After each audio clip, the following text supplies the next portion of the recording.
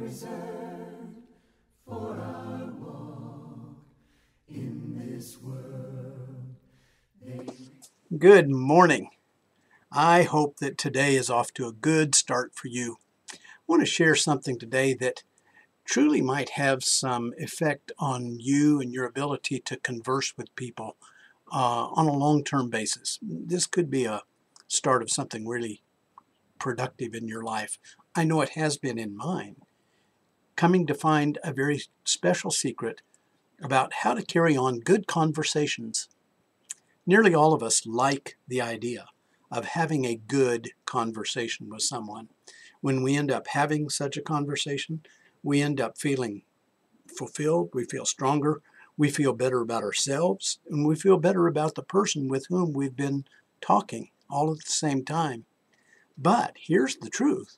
Very few of us feel very confident about starting such a conversation, or even about being able to carry on such conversation once it is started. So today, I want to offer a path, one simple thing that you can do that truly might help in carrying on great conversations with people. There is a man by the name of Greg Koukl who has done some interesting YouTube videos. By the way, his last name is spelled Koukl, okay? Greg Koukl. He's done some YouTube videos about this very topic of carrying on great conversations. And I want to encourage you to look at what he says. Just go to YouTube and do a search for Greg Koukl and you'll find some of these things. His main purpose in doing these videos is to teach people how to have great conversations that lead to conversations about Christ. And indeed, that ultimately is what we want to happen. But I think we all need to understand too that maybe we need to start by just having good conversations with people. And the more confident we feel in that, the more confident we can be in advancing those conversations to talking to people about Jesus. So I want to pass on a few thoughts.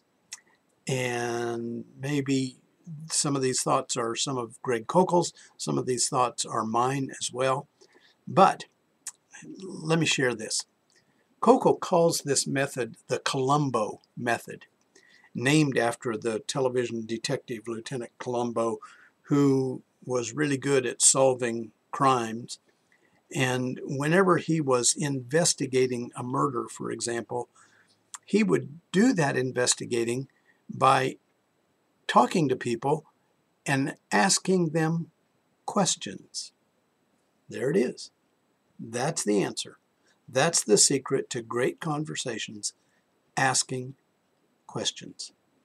It sounds too simple, but that's what I want to encourage you to do. Ask questions. In these questions, now let's be honest about this. We don't want to be offensive. We don't want to ask questions of people that are the questions themselves are going to be offensive to people. We want to be polite. We want to be respectful. We want this to be a warm and welcoming conversation, but we want this conversation to open up people's hearts and minds.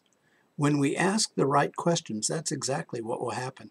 Hearts and minds will be opened up so that that other person is going to be willing to share what they're really feeling and what they're really thinking.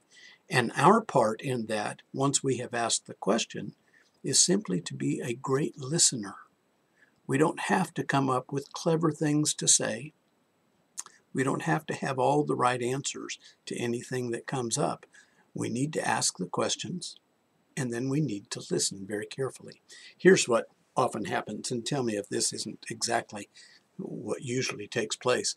We see someone, and we start off with meaningless small talk, usually about the weather or about some other immediately shared experience. And then, as we enter into that small talk, we may say something like, well, how are you? Or what's going on with you?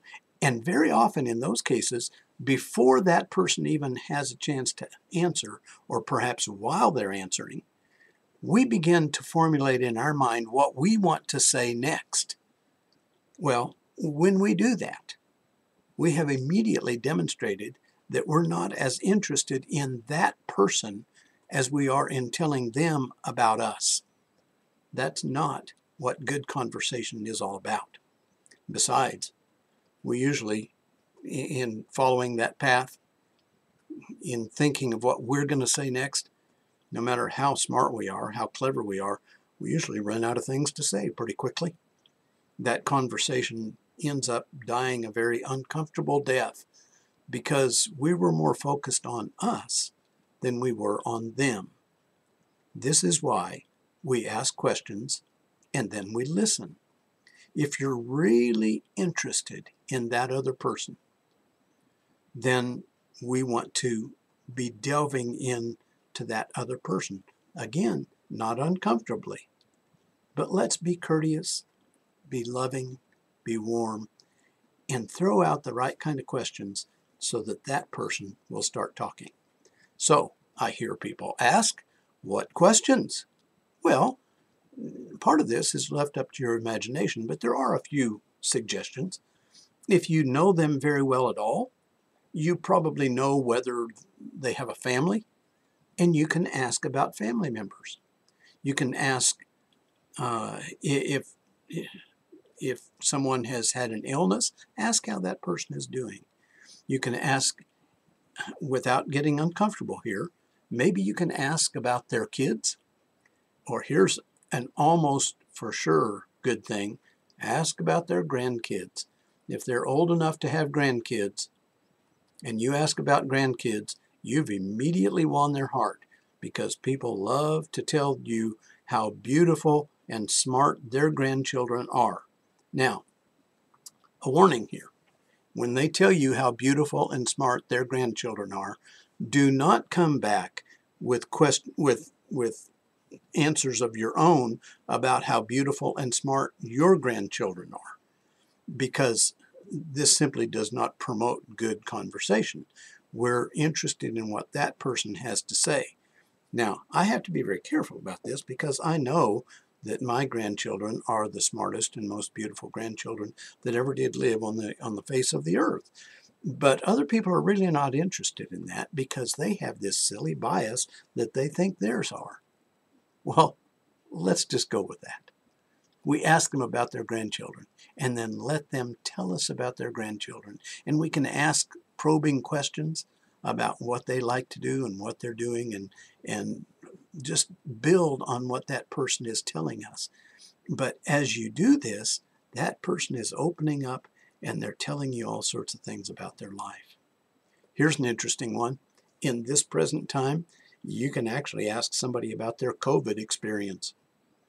Have they had it? Have they tested positive at any point? And how was that? How did they get through it? Or perhaps if they have not tested positive, what did you do to keep from getting it? Maybe we would ask, have to be careful here too. You might ask, are you going to get the shots when they're available to you? Now, those of us who have had the shots, we're proud to tell you that we've done it. But the reality is, in our society today, there's a lot of people that are hesitant for whatever reason.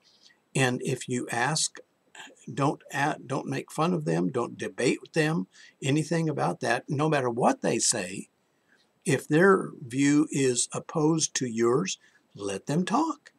Let them tell you why they're going to get their shot or why they're not going to get their shot. It's okay. But we don't get caught up in debate. That's not what good conversation is about to begin with. We can ask them, and this goes for everybody. You can ask them very sincerely, how are you really? Beyond just that initial how are you that almost doesn't mean anything. Ask them, how are you really? And then wait for an answer. And let them tell you how they're really doing. And if they want to go into some health situation that they've been struggling with, then let them talk. If they want to tell you about a relationship problem that they have within their family, then let them talk. if you get them and to start sharing that kind of thing, they're delving deep in their heart, and they are demonstrating an enormous trust in you because they're telling you something that's very deep within them. So ask them, how are you really? And then listen carefully to the answer. And again, you can pursue questions on that. If they're struggling with a specific illness, you can ask them what they've been through in as far as treatments or such. But again, this is not a time for debate. It's not a time for us to give them advice.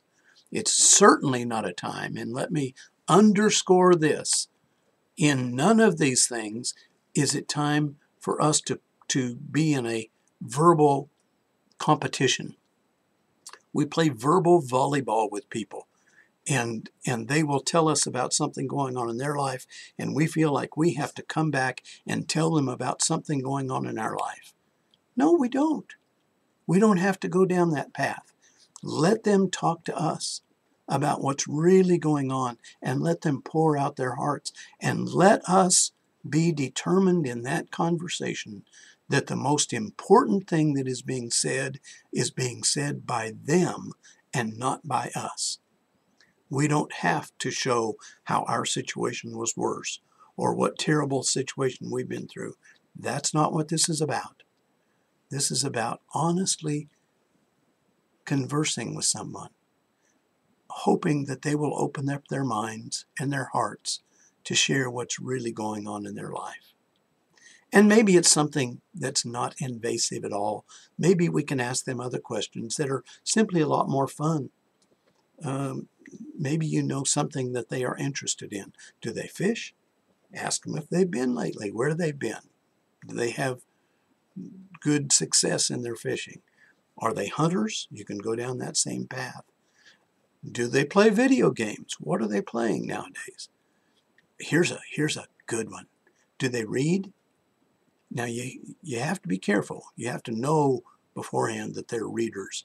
But if you know they're readers, ask them, what have you read good lately? And let them tell you about something that they've read that's good. All of these things, you can use your own imagination. Just let your interest, your deep down, deepest interest, be on that other person. And let them be the guide of the conversation. Talk about the things that they want to talk about. And you listen to the things they want to talk about. And enjoy it. Enjoy the conversation. This is not a project, and that person is not your project. This is just a way to open the door for one human being to open up communication with another human being. And when we do that, wonderful things happen. After all, we're both created in the image of God. And when two human beings converse in positive ways, it's good for everybody. Eventually, yes, we may talk about spiritual things. But for right now, let's just start the conversations. And let's enjoy the conversations. Ask them questions. See what's going on in their life. And enjoy listening to them as they talk to you. You don't have to say much. You just have to be a great listener. I hope today you'll practice this. Hope it works. And if it does, I might say, shoot me a message. Let me know about this.